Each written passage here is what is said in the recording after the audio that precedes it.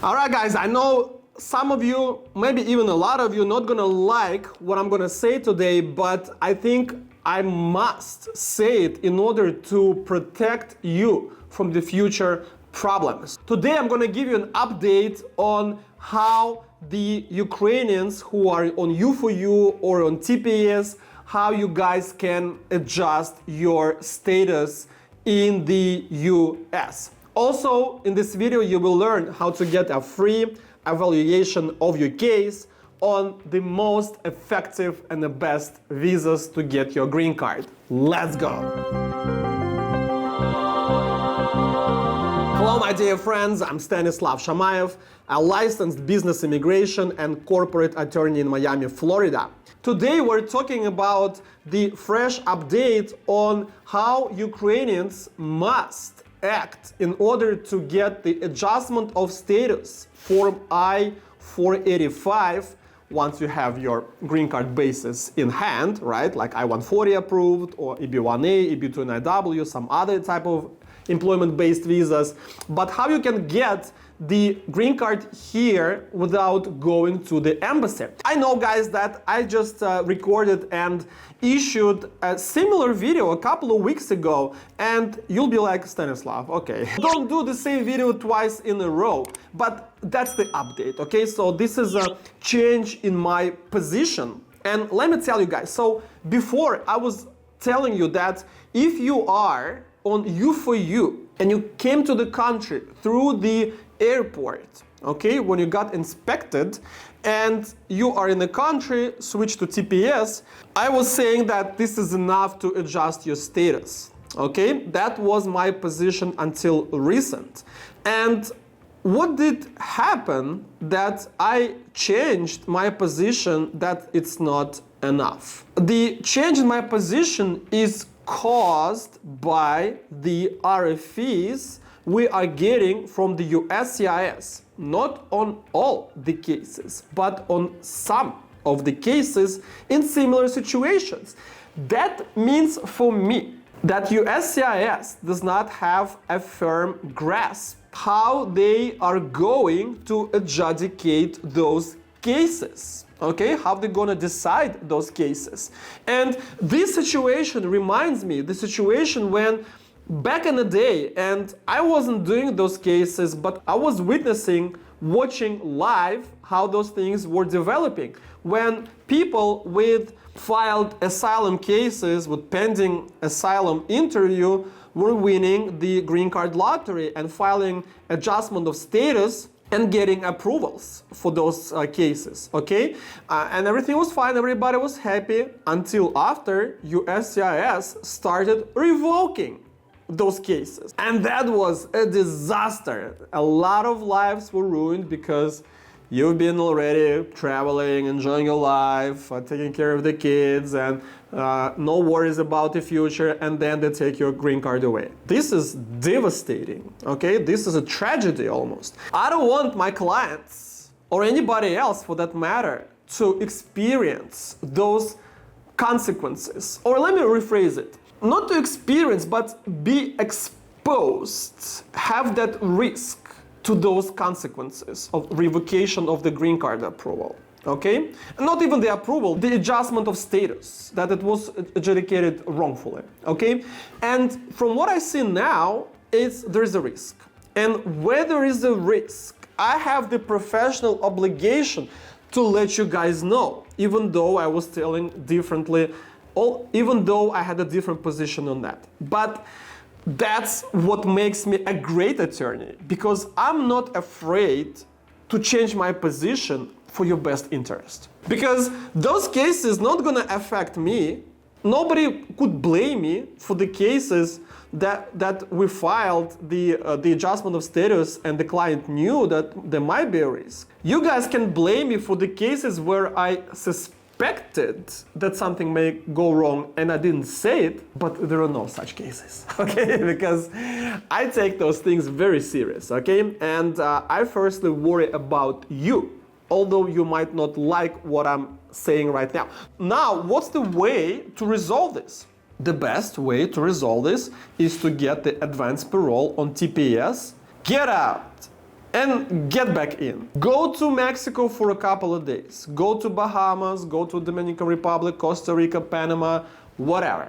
Doesn't really matter. Just get out, have your vacation, get back in, or if you need to see the doctor overseas, if you need to see with the relative, go do it, come back in. Advance parole does not guarantee that the US government will let you in, but I don't have the cases in my career where it didn't work. So I don't think your case is going to be the first ones, but you have to do it to avoid all the risk in the future, that they may come back to this, or the new administration is going to come and say, hey, we could not adjudicate those petitions because you were paroled and not admitted, even though you had the TPS. Okay, so that's my point of view. I'm not going to change it anytime soon, and if I do, you will learn first. But if you guys still insist, and I know some of my current clients are watching my videos, if you guys insist me filing your case from TPS on adjudication, you have to sign a waiver. Okay, you have to take off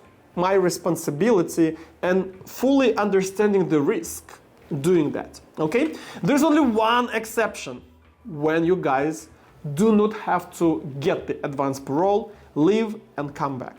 Okay, but before I get to that, let me tell you the first step of you starting the process of getting the basis for the green card and then going for the adjudication. And that's called free evaluation. A free evaluation is a process where you fill out the form for me. I take 2 days to analyze it, let you know which visa is good for you, which is not. And you guys know I specialize on talent visas, EB1A, and EB2NIW, the national interest waiver visa. Okay, and those are the best solutions for the Ukrainians to get the green card. One of the fastest, one of the most effective and efficient. So the links are below this video for both EB1A and EB2NIW. Fill out one of each or both of them. 2 days, I will get back to you. Once I tell you, you have a potential in your case, come to the complex immigration planning, where in 2 phases, I will develop a written strategy for your case. And then get the complete case filing service to start working with my team. Now, what's that one exception that will not require you, at least I'm not gonna require you, to get the advance parole and get out and get back in? And only if you were in the US in a legal non-immigrant status, which could be most likely tourist visa, student visa, or any other non-immigrant visa, and you requested the change of the status to TPS either while being in that legal status or not more than 180 days after your status was over. For example, you entered the US on tourist visa in January of 2022. In May or in June of 2022, you filed for TPS. Or, for that matter, you could file up until January of the 2023 for TPS. At least USCIS received your paperwork. And in this case, we will be able to use your TPS to adjust your status to EB1A or EB2NIW, EB2, EB3, whatever, EB visa, okay? The employment-based visa, without you getting advance parole. And I know one of you, at least one of you, will be like, okay, why? On U4U, we have to get the advance parole even though we got TPS. And those people, yes, they are our comrades, they're the citizens of Ukraine, but why they have the preference? Why they have that benefit?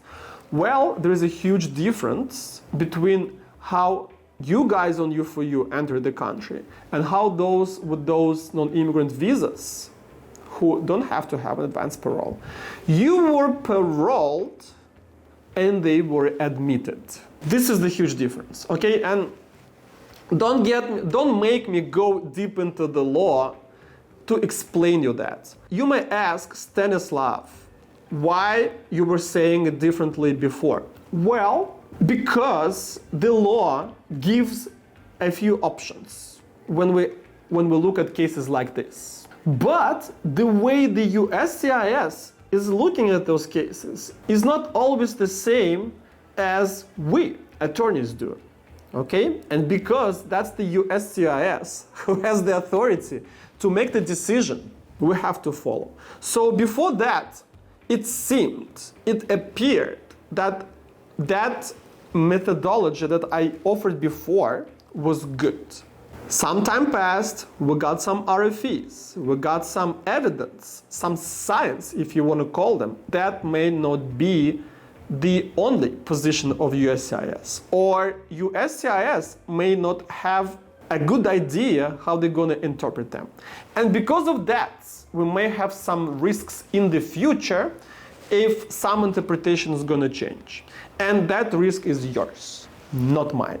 And because I represent you if you're my client, okay? If you sign a contract, if I represent you, that's my professional obligation to give you all the risks. Guys, get the free evaluation. I know, maybe I changed your world. Get used to that, because that's the way it's gonna go, unless you wanna go to the embassy, which is not a biggie in my opinion, but I know you stress out about leaving the country. So that's the way it's gonna go. If I have a new update, I'll let you know. Otherwise, we're gonna require you to get advance parole, get out of the country, get back in, regardless how you switched from U4U to TPS, if you came through airport, if you crossed the border, whatever that is, unless you were here legally on non-immigrant visa and you switched from that to TPS or within 180 days from its expiration. Now, smash that like button, regardless if you liked it or you didn't like it. If you didn't like it, let me know in the comment section what you think about it. Give me your argument why you think I might be wrong, but don't tell me that I have a friend of a friend of a friend who got an approval. And even if it's true, that approval can be revoked in the future. I've seen cases like this, and I already gave you those examples. So approval of those cases, unless we start seeing thousands of them, okay? And we're not seeing this, I'm not gonna take that, because it has nothing to do with the future risk of a possible revocation, okay? So let's have a discussion. Otherwise, guys, subscribe to my YouTube channel, smash that like button, the bell button. Also follow me on my Instagram, TikTok, and other platforms. All the links are gonna be below. My name is Stanislav Shamayev. I'm a lawyer of the future. Your future begins here. Good luck.